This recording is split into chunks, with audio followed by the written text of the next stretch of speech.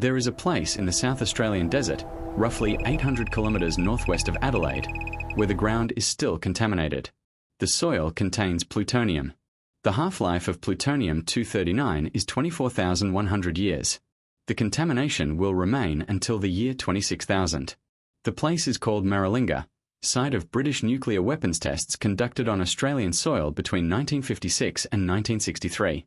The tests were authorised by the Australian government, but conducted by Britain, using British personnel, equipment, and weapons, on land belonging to the Maralinga Tjarutja people, who were removed from it without consent or adequate protection.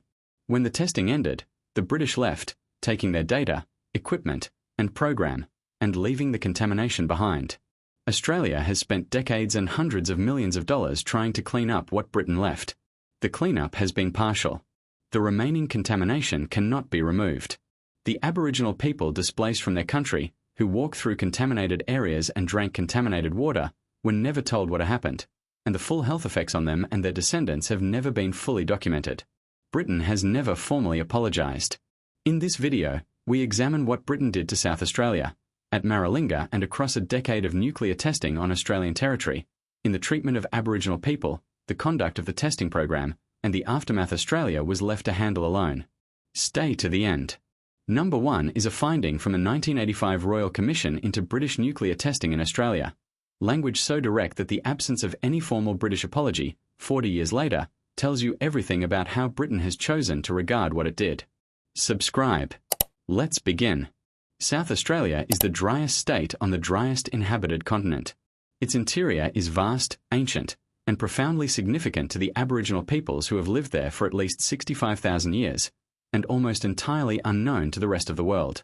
That made it exactly what the British government wanted: remote, sparsely populated, and, in the colonial calculation of the era, home to people considered a secondary concern. Maralinga became a test site because it was available, remote, and Australia was a willing partner. The people already there were not considered relevant to the decision. Number 12. How Maralinga became a test site. Britain's need for a testing program in the early 1950s was urgent.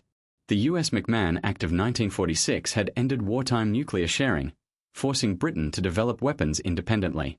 Testing required locations remote enough to limit political fallout, but accessible enough to support major logistics. Britain tested its first atomic weapon at the Montebello Islands off Western Australia in October 1952. The site worked once but had limits for an ongoing program, so planners turned to the South Australian interior. The existing Woomera rocket range, a joint British-Australian project, had shown the outback was administratively manageable. Land nearby offered everything Britain needed, and the Menzies government was eager to support the British nuclear program as part of the Commonwealth Defence relationship. Maralinga was formally established in 1955.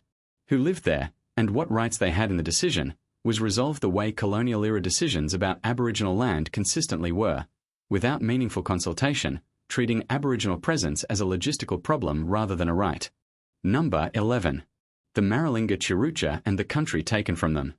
Maralinga sits on the traditional country of the Maralinga Tjarutja people, who had lived there for tens of thousands of years, with comprehensive knowledge of its water sources, seasons, and cultural significance no outside survey could capture.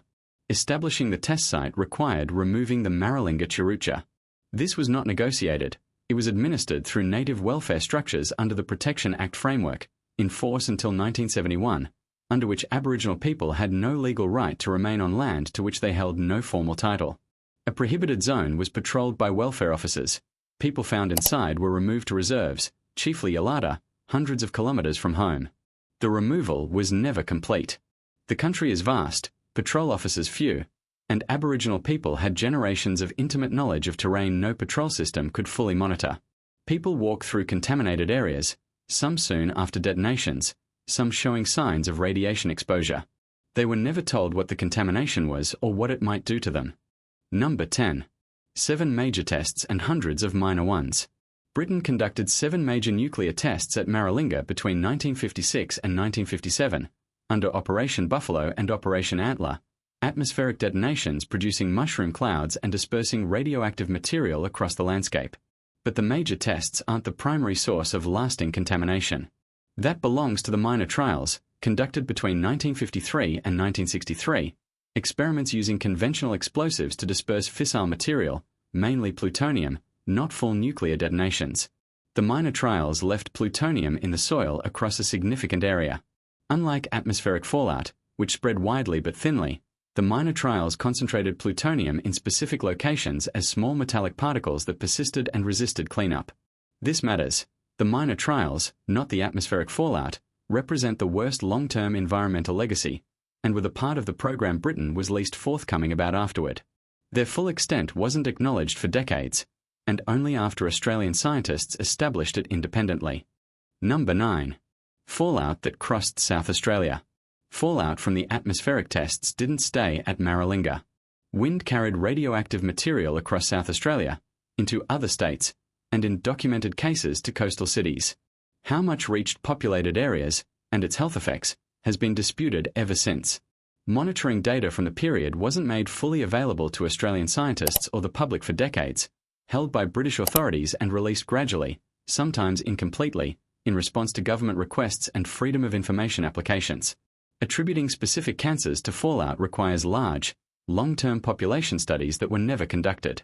What's clear is that fallout reached populated centres, was documented, and that documentation wasn't shared with affected communities at the time.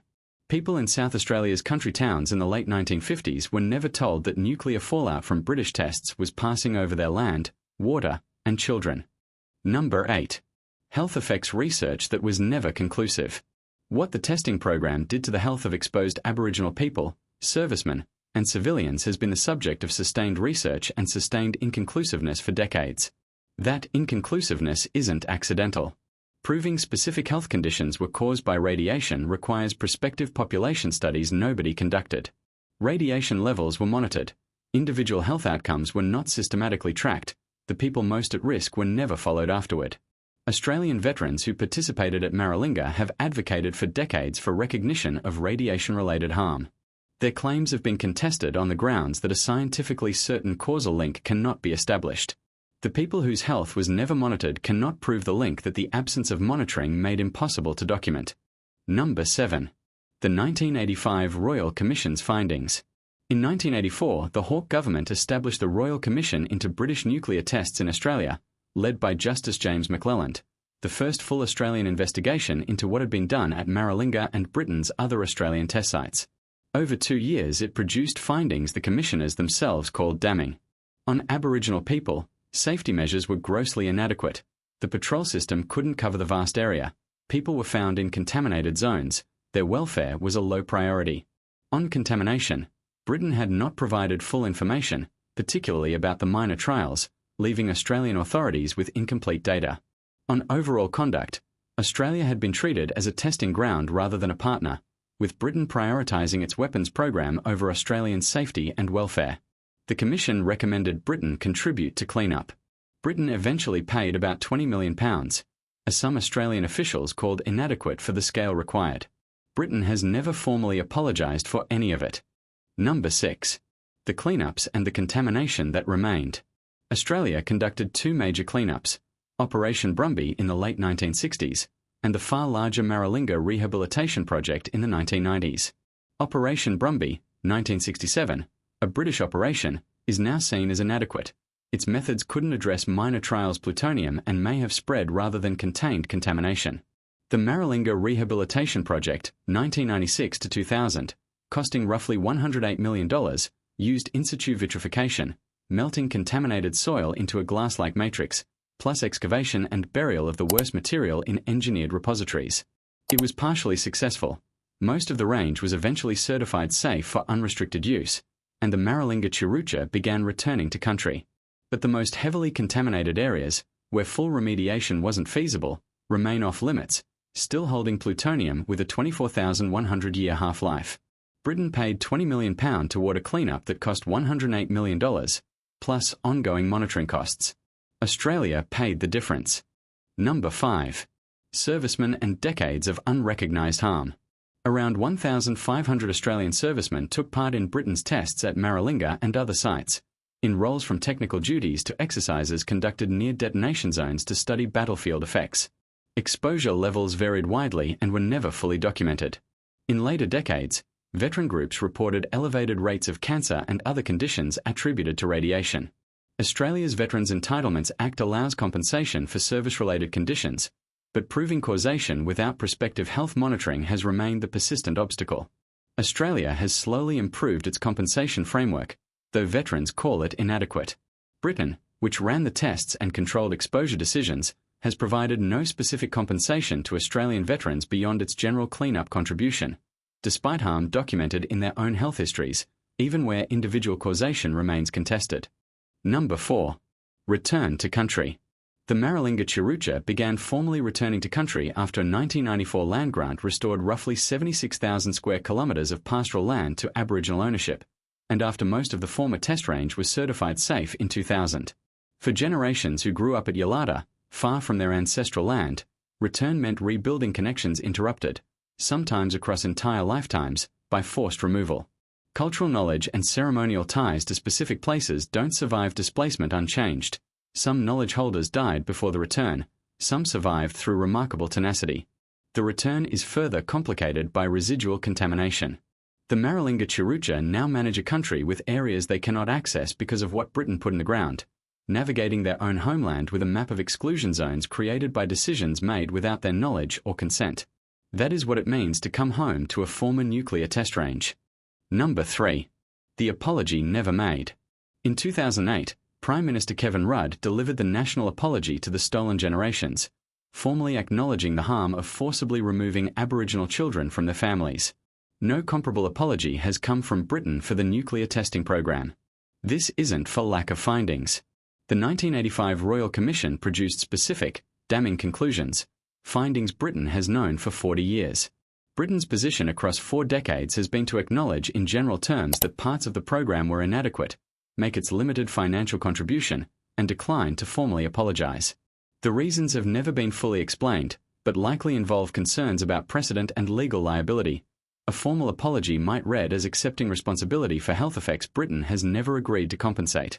Those displaced from their country, who were never told what was happening, who developed conditions they can't attribute to a cause because no one ever monitored them, have waited 40 years since the Royal Commission confirmed what was done, and far longer since it happened. Britain has not apologised. The contamination has a half-life of 24,100 years. One of these facts will change before the other. Number 2. The full account. Assembled in full, this is an account of overlapping harms, managed in ways that consistently prioritised British weapons development over the safety, welfare, and rights of the people on whose territory it happened. Britain removed Aboriginal people from their country without consent or meaningful alternative. It exposed them to contamination without warning or health monitoring, without any avenue for accountability. It tracked fallout without telling affected communities, withheld the extent of contamination from Australian authorities, ran an inadequate cleanup, then paid a fraction of the real cost when a thorough one finally happened, and has never formally apologised for any of it. Australia's government of the time was complicit. Menzies authorised the program, gave Britain access to Australian territory, and administered the removal of Aboriginal people under its own native welfare framework. Responsibility is shared. But Britain designed the program, built the weapons, ran the tests, and took the data home. Britain benefited from what Australia provided, and in the 40 years since a Royal Commission documented the harm, has declined to formally acknowledge it. The plutonium in the Maralinga soil doesn't distinguish between British and Australian responsibility. It simply remains. For another 24,000 years. Number 1. What Britain has not paid. In October 2023, the British government formally apologised to the families of soldiers executed for cowardice during the First World War, men shot by their own side, whose families had sought recognition for over a century. Those men received a British apology in 2023. The Aboriginal people displaced from Maralinga have not. The Australian veterans who took part in Britain's tests have not. The South Australian communities over whose land the fallout passed have not. This is a choice, not an oversight or a pending review, made repeatedly across 4 decades by successive British governments with access to the same documentation as everyone else, who have decided, weighing precedent and liability and political cost, not to formally acknowledge what that documentation records. The Maralinga Tjarutja are back on their country, rebuilding the cultural and community life interrupted by decades of displacement, while managing a landscape contaminated by plutonium that will outlast every human institution now in existence. The cleanup is as complete as current technology allows. The residual contamination will remain regardless. The apology that would formally acknowledge what was done to these people, on this country, remains unmade. 40 years since the Royal Commission. 70 years since the tests. The half-life of plutonium-239 is 24,100 years. One of those numbers will change. The others will not. Share this video. Subscribe. Read the Royal Commission report. It's a public document. What Britain did to South Australia is in it. The apology that hasn't followed is documented too, in its absence. See you in the next one.